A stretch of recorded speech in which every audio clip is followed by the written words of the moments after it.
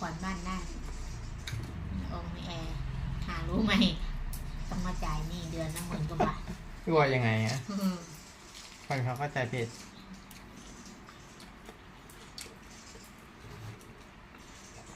บอกไปขึ้นบ้านไม้ไปสิ่งที่คนเข้าใจผิดก็คือทรัพย์สินมีสินบอกว่าเป็นทรัพย์สินคนอื่นมองว่าไอเนี่ยไอสิ่งที่เราคิดว่าเป็นหนี้สินนะเป็นทรัพย์สินไอคนนั้นก็บอกว่าลองถ้าบางส่วนมากบางคนบอกซื้อบ้านตอนนี้แล้วไปขายอนาคตข้างหน้าได้เยอะใช่ไหมเขาบอกว่าสมมติอนาคตข้างหน้าเขามาสร้างข้างๆเงี้ยเขาขาย3 ล้านแล้วคงทุนขายกินกำไร4 ล้านมีคนจะซื้อไหมเขาก็บอกไม่เอาไปเอาอันใหม่ดีกว่าเขาก็บอกงั้นเขาก็เปรียบเทียบนะมันมีขึ้นมาเรื่อยๆเขาบอกนี่ก็การเรียนรู้ไปเรื่อยๆเรียนอยู่ที่เรียนรู้กระเจี๊ยบก็เยอะแยะหนูกระเจี๊ยบนี่ก็เหมือนอาจารย์นะจนสมองไปหมดแล้วไม่ถูกแล้วไม่รู้จะไปทางไหนดีแต่ว่าที่แน่ๆไม่กลับไปแบบคนธรรมดาแน่นะมันกลายเป็นคนขี้เกียจแล้ว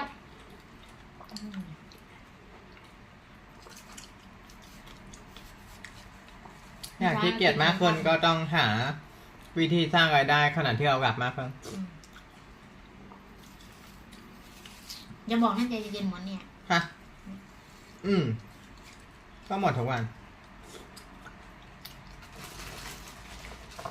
แต่ผลไม้กับมันนั่นไม่แน่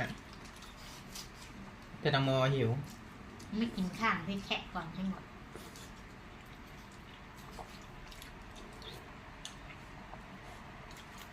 อย่ามดเข้ามา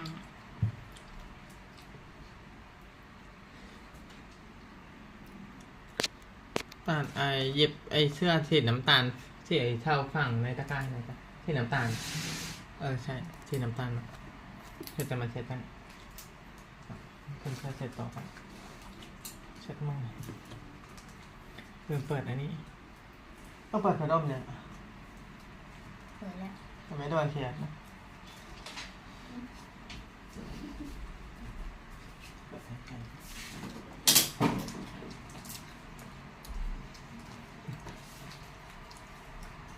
เมื่อคืนเย็นร้อนหรอไม่ก็หมามันเห่าไงไอ้เจเปิดแอร์ทำไมหมามันเห่าซึ่งเชียร์จะนอนแล้วเชียร์ต้องปิดประตูนี่ปิดประตูนี่ทำให้อากาศมันไม่เข้าอากาศจะเข้าได้ก็ต่อเมื่อเราต้องเปิด2 ประตูคือมีอากาศเข้าและอากาศออกถ้าเราปิดประตูนี่มันจะเป็นแบบอากาศข้างนอกจะไม่เข้ามามันจะเราจะได้ใช้อากาศแค่นี้ใช่มันจะไม่แลกเปลี่ยนอากาศนอกจากเราจะสูดอากาศไปจนหมดห้องแล้วมนุษย์สูดออกซิเจนเข้าไปก็ปล่อยคาร์บอนไดออกไซด์ออกมาไงแต่ว่าอากาศจากต้นไม้มันจะปล่อยแก๊สออกซิเจนออกมา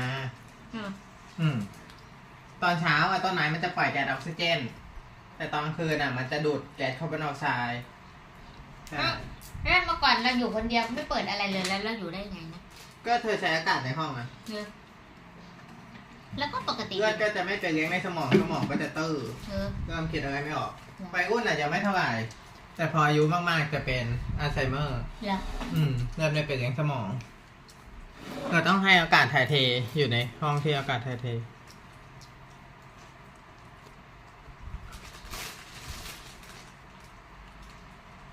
ทำไมไม่มีเสียงอาจารย์ปริยสัมพันธรัตน์ก็เรียกเป็นกูรูท่านหนึ่งในการบิตคอยน์ประเทศไทยเลยที่ได้มาคุยกับช่องคิม Property มีนะครับความยาวของประมาณ2 ชั่วโมงนะซึ่งก็เต็มไปด้วยที่มาที่ไปของบิตคอยน์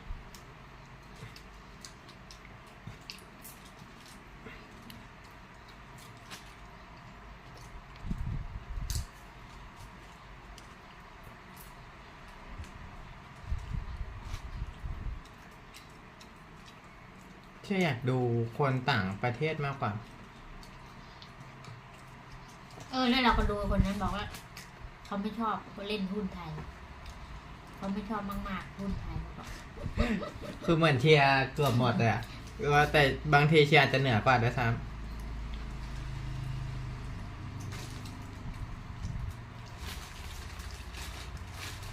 เวลาเราดูเยอะๆแล้วมันจะมีแต่พวกอันนี้ขึ้นมาเด้งนะขึ้นแต่ก็จะเห็นว่าคล้ายๆเชียร์นะบางทีถ้าเธอไม่เชื่อว่าสิ่งที่เชียร์พูดเป็นยังไงเธอก็ไปฟังพวกเพลงระดับสูงๆแล้วเธอจะเข้าใจเพราะว่าเชียร์เกินคนปกติมากแล้วไปทุกวัน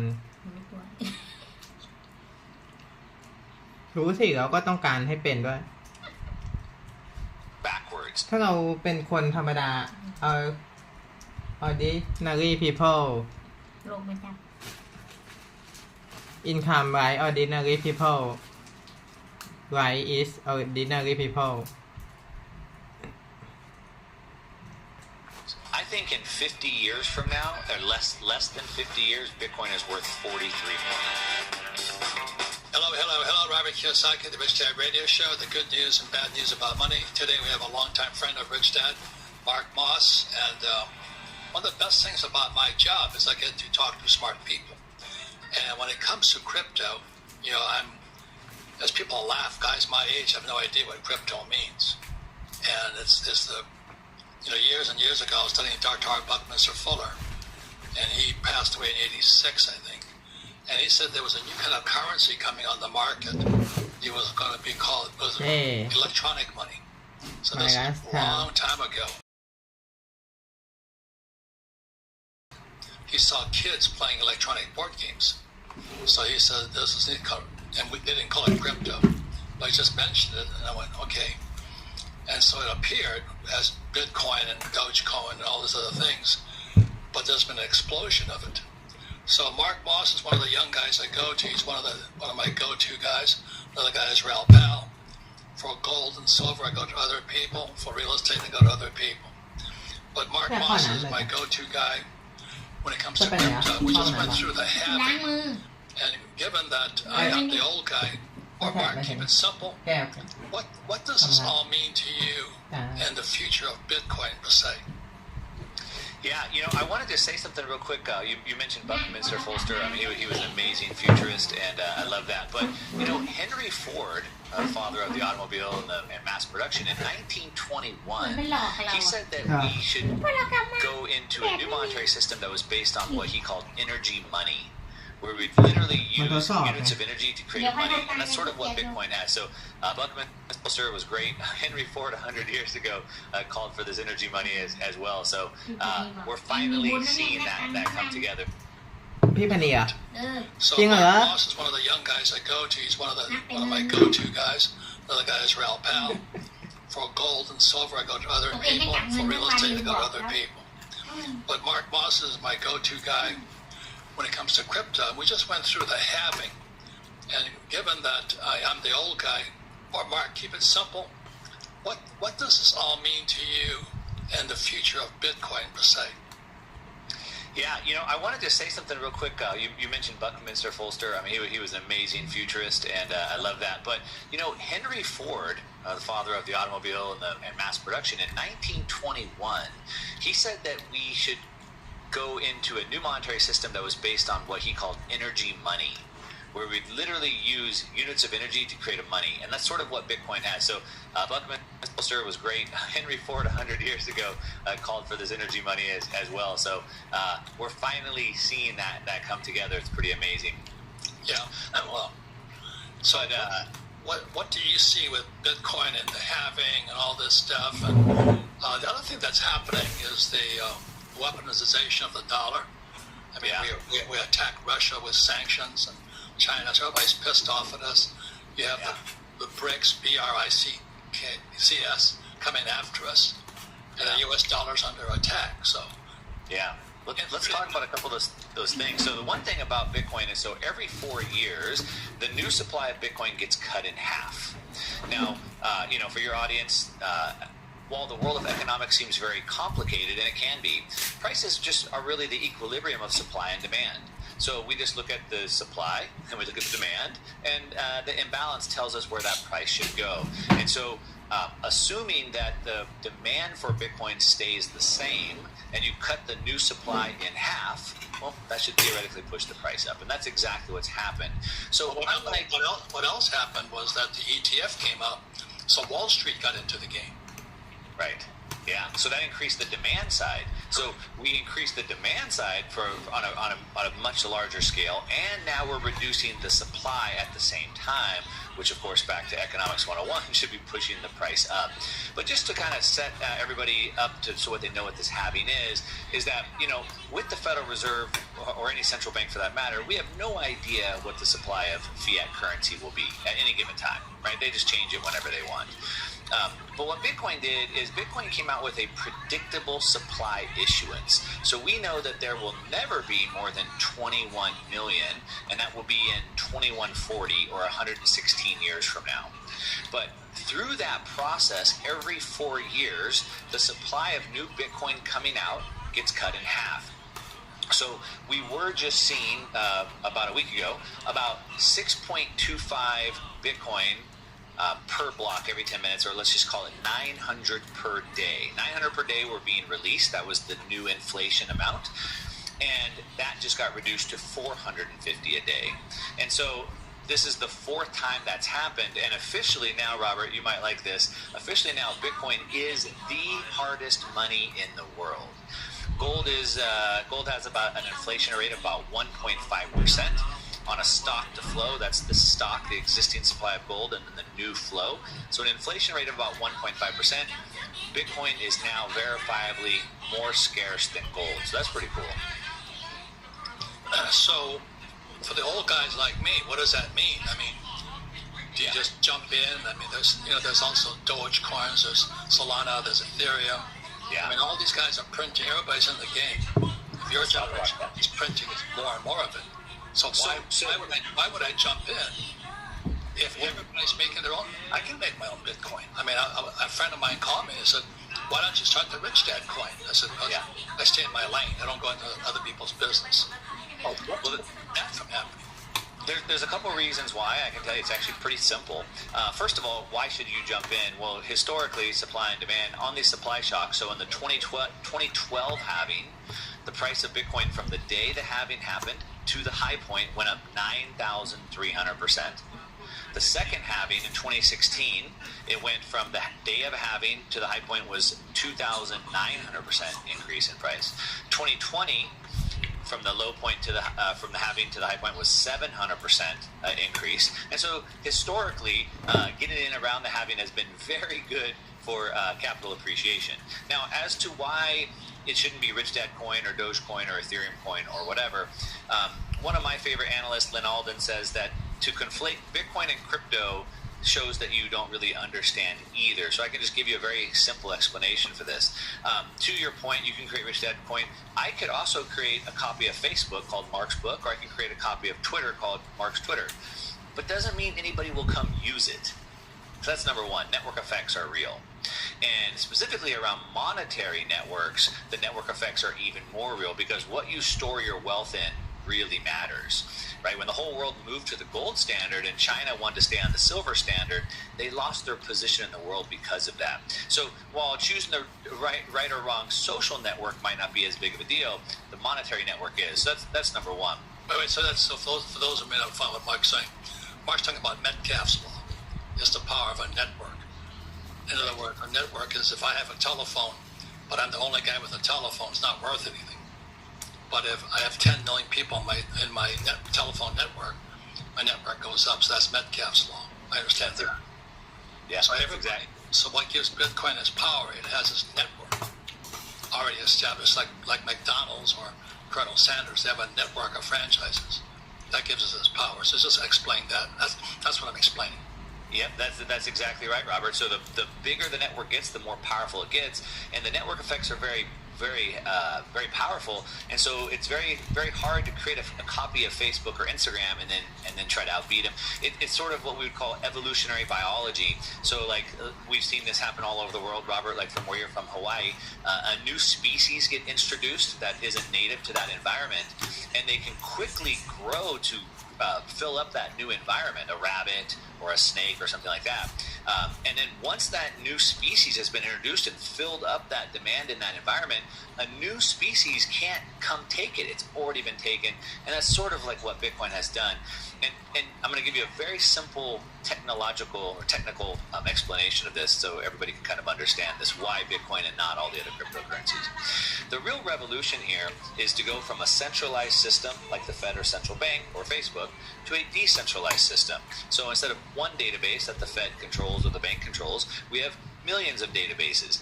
In order to stay really decentralized, where we have millions of databases, everybody has to be able to run one. So the Bitcoin database is about 400 gigabytes. It can fit on a thumb drive. A kid in Africa with a 7-year-old laptop can download the Bitcoin database and start running it. Anyone in the world can run a Bitcoin database, which keeps it decentralized. Bitcoin won that race, and so every other cryptocurrency, Solana, Ethereum, they're competing for something else. They're not competing for a decentralized currency. They can't be more decentralized, so they're competing for something else. The reason why is because their databases are so big. So like Ethereum, for example, I can't run an Ethereum database. I can only run a portion of it, and only if I have a professional server in a professional co-location facility like an Amazon cloud service. And so nobody or very few people can run that database, which makes it very centralized. So all of those aren't competing against Bitcoin. They're competing against something else, and we don't know what that is right now. But we know Bitcoin is competing not as a new technology, Robert. It's competing for value itself, right? So if we use it to store our value, what other things do we use to store our value? Well, we use gold, we use real estate, we use bonds, we use offshore bank accounts. And so it's competing against those things. Again, go back to my question. There's so many new coins coming out. And this friend of mine, he's a real goofball. You know, he's always chasing this new thing. You know, network marketing this, then it was this, he gone through that. And so what would happen if I tried to start my own Rich Dad coin? Why would I do that? I mean, well, you certainly could, and so people do. So there's 50,000 other coins that people have started up. But again, how you get people to go use that, that's number one. So that's very difficult. Like I create a Twitter account. Who's going to come follow my new Mark's Twitter app? So number one, how do you get people to do that? But number two, you can't get the decentralized nature. So Bitcoin was sort of created in this anomaly. We call it like this immaculate conception.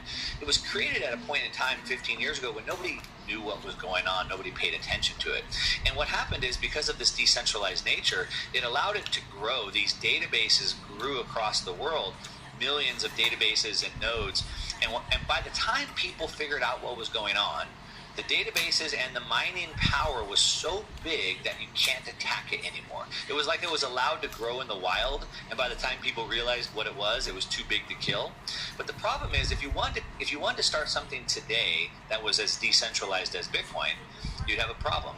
One, you would have to obviously tell people about it so they'd come and start using the network. But the problem is, as soon as you tell people about it, they want to attack it. And what they want to do is they want to attack the network and steal coins off of it. And this has happened many times. Every time somebody's tried to do something similar to Bitcoin, the world attacks it, steals money from it, and then destroys it.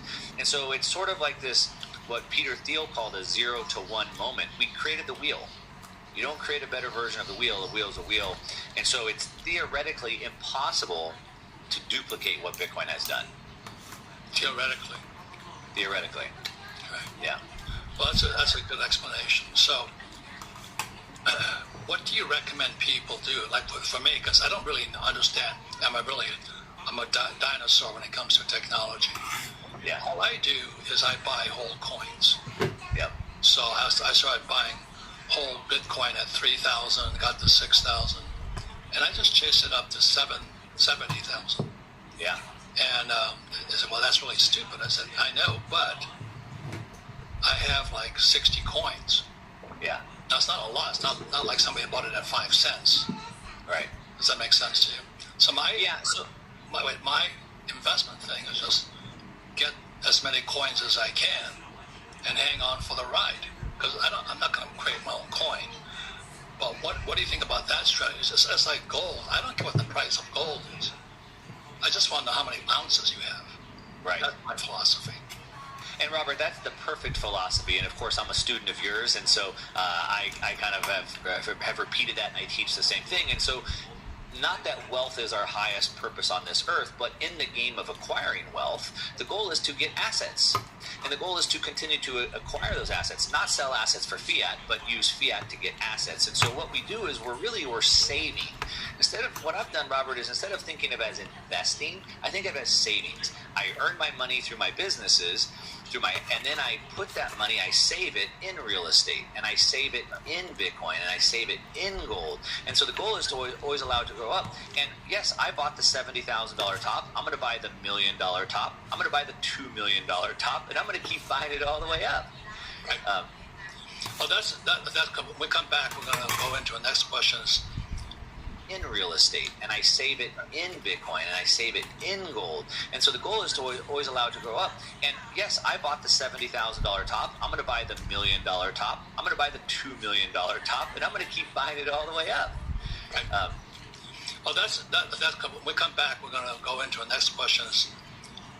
I hear so many people, Bitcoin, buy it now. It'll be $1 million this year. It'll be $10 million in 5 years.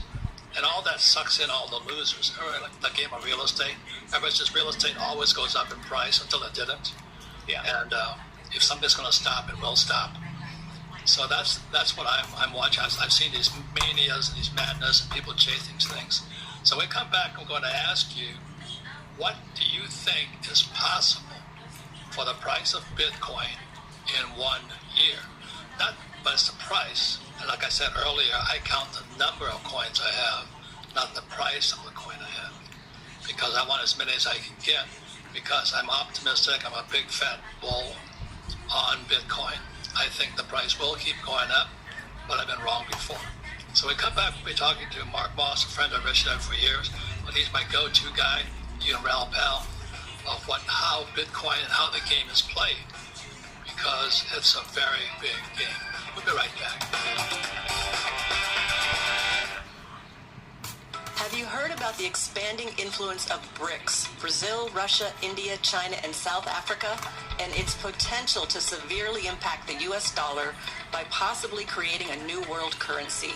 Even JP Morgan said, and I'm paraphrasing, the impact of BRICS would most likely be felt here in the US, where moving away from the dollar would cause our financial assets, like our IRAs and 401ks, to lose value. We agree with JP Morgan and many others. Now's the time to position yourself for stability, security, and wealth protection.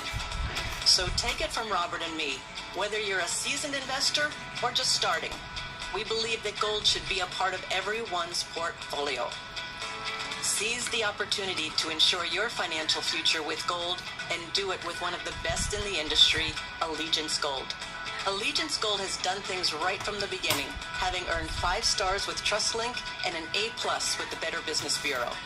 Allegiance Gold can help protect your IRA or 401k with physical gold and silver, or you can have it delivered securely to your doorstep. Get up to $5,000 in free silver on a qualifying investment when you visit protectwithrobert.com today. Or you can call 844-3-ROBERT. That's 844-3-ROBERT. Hi everyone, I'm Kim Kiyosaki. Thank you for being with us today. As CEO and co-founder of the Rich Dad Company, I can assure you Robert and I are both dedicated to our Rich Dad mission to elevate the financial well-being of humanity. And you are the humanity. We truly want you to succeed. When you succeed, we all succeed, and our mission grows stronger. With that in mind, I'm excited to extend a personal invitation to you to elevate your financial well-being by attending our exclusive free online wealth-building event hosted by Robert. You'll learn what to focus on first to start increasing your cash flow immediately. You can reserve your seat right now by going to richdadonline.com. Just go to richdadonline.com. The event is 100% free and will help you achieve your financial goals. Welcome back, Robert Kiyosaki, Rich Dad Radio Show. We're broadcasting from Phoenix, Arizona, where it's either heaven or hell. And it's just about to turn to hell because it's getting so hot. But anyway, it's a great place to live. Our guest today is a friend of the Rich Dad Company. He's Mark Moss. We're talking about Bitcoin. This old guy, young guy, old bull, young bull, as an old saying goes, if you're old enough to know that story. but we're talking about Bitcoin, where it can go, what's expected. So I'm going to have two questions for you on this segment. Number one, today Bitcoin's about, let's say, $70,000, 60 or 70. What is your guesstimate as a guesstimate? And I'm not recommending anybody buy Bitcoin. This is an educational show only. What is your guesstimate for 2024? Yeah, Robert. Obviously you're the master here. Trying to guess short-term price is always very difficult. I think the longer you look out, the easier it is to get probably a little bit more accurate. So the next 6 months is pretty unclear. The next 2 years seems a lot more clear. 5 years even more clear, etc. I would say that Mark, that was well said, because the way it was designed was only 21 million. Right. So you said supply, demand, or scarcity is increasing. Right. So that's why it's clearer the farther out it goes. Versus the U.S. dollar, if we can print 10 million today, they'll print 20 million tomorrow. So that's the problem with cash.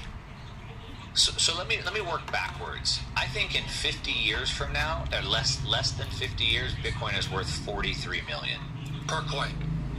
per coin. And how do you compute that?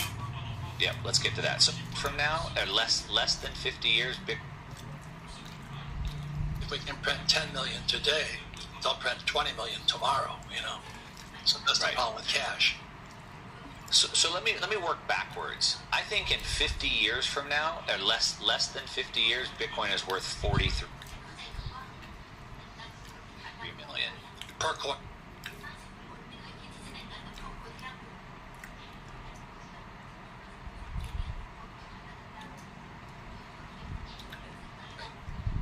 per coin. And how do you compute that?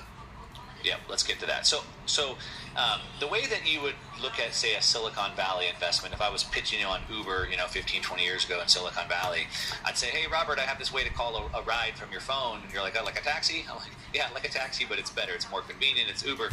You're like, okay, Mark, how much is it worth? I say 100 million. You're like, what? Where'd you get 100 million? Well, Robert, the taxi industry is this big. The limo industry is this big. The van share is this big. If I get 5 or 10% of those, I get to 100 million. So that's sort of the way that you look at the markets is disrupting. So Bitcoin is going to be a lot of things more than what we know, but what we do know today, it's competing as a store of value. Correct. So it's competing against value itself. So what are the store of value assets? Gold. We have about 14 trillion. Goldman Sachs, JP Morgan, they put out guidance that it will overtake gold at some point. So that's about 14 trillion. We know that also rich people store their wealth in cars, fine art, Stocks, collectibles, things like that, and that's about 25 trillion right there. We know that people store their wealth not in dollars but in the stock market, 120 trillion there. We know that people store their wealth, their value in real estate. There's about 350 trillion there. We know that people store their wealth in bonds. There's 300 trillion there. We know people store their wealth, some of them in fiat, about 120 trillion there. And we know people store them in offshore bank accounts. There's about 30 to 40 trillion there. If we add that up, we get to about $900 trillion. Right. And Now, if I could, one of the things that I've had to adjust to is thinking in dollars versus Bitcoin. And that took a long time because they just print more dollars. That's right. I mean, where our debt to GDP ratio now is 135, they're printing $1 trillion every 90 days. It's insane. And it's nuts. So, I mean, how do you measure dollars and cents and all this stuff? That's why I'm in Bitcoin, because it's 21 million. That's it. And to really put this home, Robert, for your listeners, if I were to buy a stock, let's say I invested into your business and I bought, let's call it whatever, 10%, I own 10% of your company. As you continue to raise money, a lot of times I get diluted. Right. So I don't own 10% anymore, I own 5%, 1%. If you think about it, right, nobody wants money, we want the wealth, the goods and services. And so really it's all the money in the world divided by all the goods and services of the world. But if I own, let's say, 1% of the US dollar ledger, I own 1% of the dollars in circulation, I own 1% of the wealth. But as they print more dollars, I get diluted. I own less and less as the ledger. But Bitcoin changes that, because let's say that I could own 1% of the Bitcoin ledger. then the Bitcoin divided by the assets in the world, I never get diluted. As the assets of the world grow, I continue to always own 1%. So it's pretty revolutionary that way. Right. But what Bitcoin divided by the assets in the world, I never get diluted. As the assets of the world grow, I continue to always own 1%. So it's pretty revolutionary that way. Right. But back to this. And what I say is, as Bitcoin goes up in purchasing power, as the dollar comes down, that's how I see the whole thing. I'm going, it's like, I'm in Rich Dad Poor Dad said savers were losers. But Sailor says, what do you call somebody who saves fiat or US dollars? He says, poor. Poor people are saving fiat. They don't understand Bitcoin or crypto yet. So I think what I think is it's $900 trillion. I think that Bitcoin can easily capture 10% of that market in the next 5 or 6 years. That brings it. So I think what I think is it's $900 trillion. I think that Bitcoin can easily capture 10% of that market in the next 5 or 6 years. That brings it to about a $200 trillion valuation. That would be $10 million per Bitcoin. But what happens is money is evolutionary. So it starts as like, oh, look at this cool rock or feather. It's a collectible. As it could eventually evolve to become a store of value, fine art, cars, etc. If it has the right money attributes, portable, divisible, durable, etc., it could go to a medium of exchange. And then the final stage would be a unit of account. And I believe that in less than 50 years, Bitcoin will be what we call the unit of account. Instead of measuring things in dollars that are changing all the time, or euros or yen or yuan, I think Bitcoin will become the unit of account. So then we take the 900 trillion divided by the 21 million, gives us $43 million per Bitcoin. That's a big call. It's a bold call. So this is the kind of find it could go on for hours. I'm on my YouTube listening to all guys like you, everybody calling the projections. But a Satoshi, okay, you have a Bitcoin and you have a Satoshi. This is my real question. When I talk to people about getting your money out of cash, I say silver today is about $30, let's say, an ounce. And I think almost everybody in the world, if you're over 20, can afford $30. Right. But when you say Bitcoin's, let's say 70,000, that takes it out of the league. But how many Satoshis per Bitcoin? And am I correct in saying this? I think just like everybody can afford an ounce of silver, everybody can afford a Satoshi. Or am I off base of Satoshi? Divided by the 21 million gives us $43 million per Bitcoin. That's a big call. It's a bold call. So this is the kind of find it could go on for hours. I'm on my YouTube listening to all guys like you, everybody calling the projections. But a Satoshi, okay, you have a Bitcoin and you have a Satoshi. This is my real question. When I talk to people about getting your money out of cash, I say silver today is about $30, let's say, an ounce. And I think almost everybody in the world, if you're over 20, can afford $30. Right. But when you say Bitcoin's, let's say 70,000, that takes it out of the league. But how many Satoshis per Bitcoin? And am I correct in saying this? I think just like everybody can afford an ounce of silver, everybody can afford a Satoshi. Or am I off base there? No, you're exactly right. So the easy way to think of this is a dollar, $1 US is divided by 100 cents. Right. A dollar, 100 cents. A penny is the smallest unit of account that we have in the US dollar system. The Bitcoin is divided by 100 million sats. So instead of cents, they're sats, or 100 million. Wow. So right now, 1 sat, which is short for Satoshi, is worth a fraction of a penny. When Bitcoin gets to $1 million per Bitcoin, 1 sat will be worth 1 US penny. Wow. And so right now, yes, you can buy a penny worth of Bitcoin. You can buy 10 cents worth of Bitcoin. Just like you don't have to buy a 400-ounce bar of gold. You can buy an ounce of gold. You can buy a gram of gold. You can buy a fraction of a gram of gold. And so you can buy 5 cents or 10 cents or $10 worth of Bitcoin, which is actually really revolutionary, Robert, because for the first time in history, no matter where you live in the world, you have the ability to buy property. You can buy actual property for $2 or $5, which is pretty revolutionary. So at $1 million per Bitcoin, it will be 1 penny per Satoshi, and that will be the smallest unit of account. Now, that would put Bitcoin at $21 trillion, which is about double what gold is today. And at that rate, there would be enough Bitcoin in the world for everybody. It's just mind-blowing. It's just mind-blowing. So I don't make recommendations, as you know, because it's dangerous. And we're just an information company. But when I talk to people, they say, well, I can't afford $70,000. So am I accurate, Mark, by saying you can afford one Satoshi? That's right. You can add, it's a fraction of a penny. So yes, you can buy a penny worth or $10 worth. Yes, you're 100% right. I'd love to just break one other thing down for you, Robert. I have a new little ebook that I've put together, and I want to send it over to you to review it. I haven't got a chance to send it to you yet, but it's basically your teachings that I've taken and applied to Bitcoin. And so you kind of called me out a couple times from stage. Oh, Mark trying to move to Puerto Rico doesn't know that rich people don't pay taxes. And so, Robert, I've taken your teaching and figured out a way to apply it to Bitcoin. Oh, good. Right?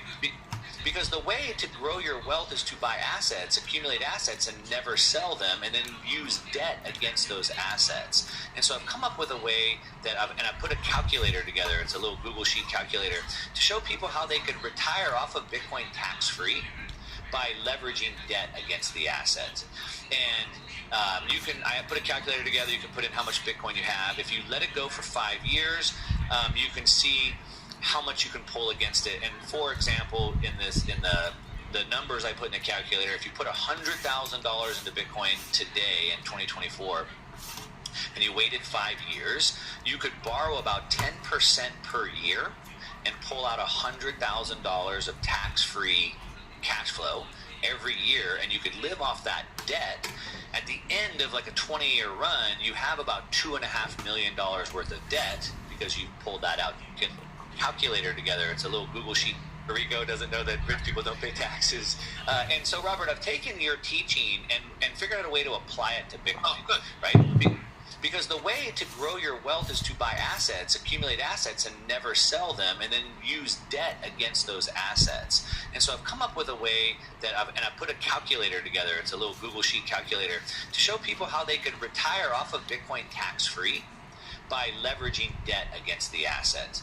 And I put a calculator together. You can put in how much Bitcoin you have. If you let it go for 5 years, you can see how much you can pull against it. And for example, in the numbers I put in the calculator, if you put $100,000 into Bitcoin today in 2024, and you waited 5 years, you could borrow about 10% per year and pull out $100,000 of tax-free cash flow every year, and you could live off that debt. At the end of like a 20-year run, you have about $2.5 million worth of debt because you pulled that out to live off of it, but you're sitting on about $50 million worth of Bitcoin. And so this way, you don't have to sell the Bitcoin. The problem is, obviously, as you know, but just for your listeners, if I sell the Bitcoin, I have to pay the tax, could be as much as 50%. Right. And then I have no more Bitcoin for the capital appreciation. Right.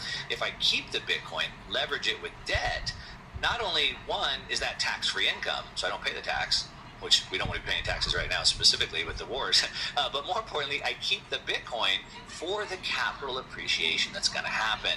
I have a calculator put together. I'd love to give it to your listeners if they want. So how do we do that? Yeah, you can just go to go.onemarkmoss.com, go.onemarkmoss.com /retire-Bitcoin. I'll give it to you guys. You can put it in the show notes. Okay. Go.onemarkmoss.com /retire-Bitcoin. And it's a whole guide that shows you how to leverage it. There's a calculator, everything. But Robert, and I want to send it to you as well. But I think this is the way to do it. We use fiat to acquire assets. Then we leverage those assets with debt, so we don't pay the taxes on them. And especially when this asset is potentially on its way to 43 million, like I think it can be in less than 50 years. That's per coin. That's per coin. That's your estimate. And by the way, I say it again, we don't make recommendations. We're an education company.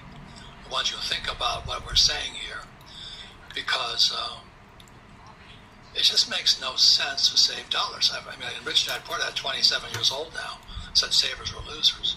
Now I'll repeat Michael Saylor's thing, because he's what, MicroStrategies or something? Yeah. He's one of the biggest holders of Bitcoin. He says, what do you call somebody who saves fiat dollars or fake dollars? Poor. And unfortunately, Mark, that's what's happening, as you know. The poorest people are working hard for dollars, and they're saving dollars. They're screwed. They're screwed. And every 90 days or 100 days, they're printing $1 trillion in fake dollars. We're bankrupt.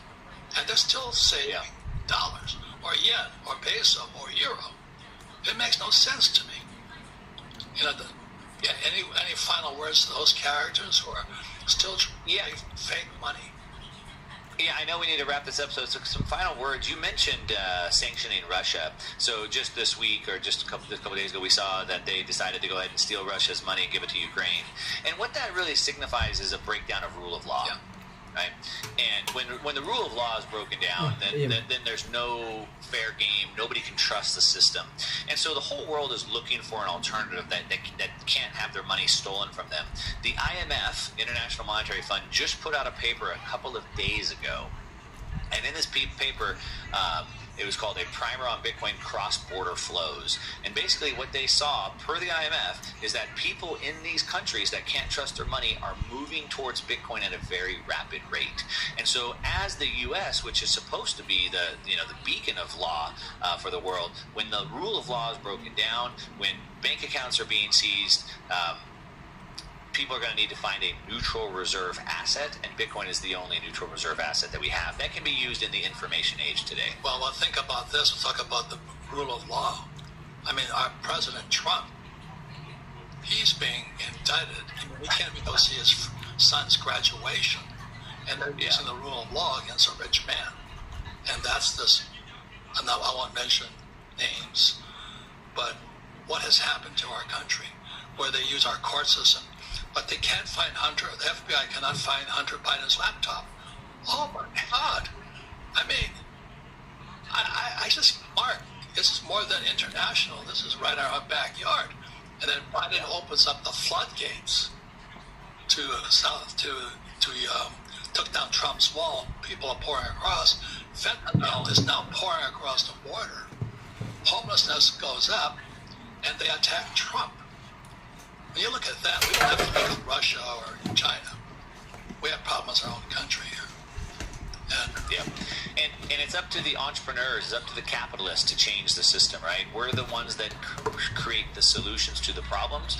We're the ones that drive the world, not the socialists, not the politicians. They're the leeches that leech off of the productive people. So it's up to you and I. We need to take care of ourselves. We need to save our money, build our capital. We need to continue to innovate. We need to continue to build, and we will change the world. Right, and that's why we teach. You know, because our educational system has gone Marxist. It's just sad what's happened. So, anyway, thank you, my friend. Keep teaching, keep putting the work out there. And then one more thing is, what we say here is just speculation. Right now, we don't give advice. You want advice, talk to a financial planner, and they'll tell you to buy S&P 500s. Anyway, there's lots of free advice out there. Mark, thank you very much. Thanks, Robert. Always a pleasure seeing you. And thank you. We'll be right back for the final word. Thank you.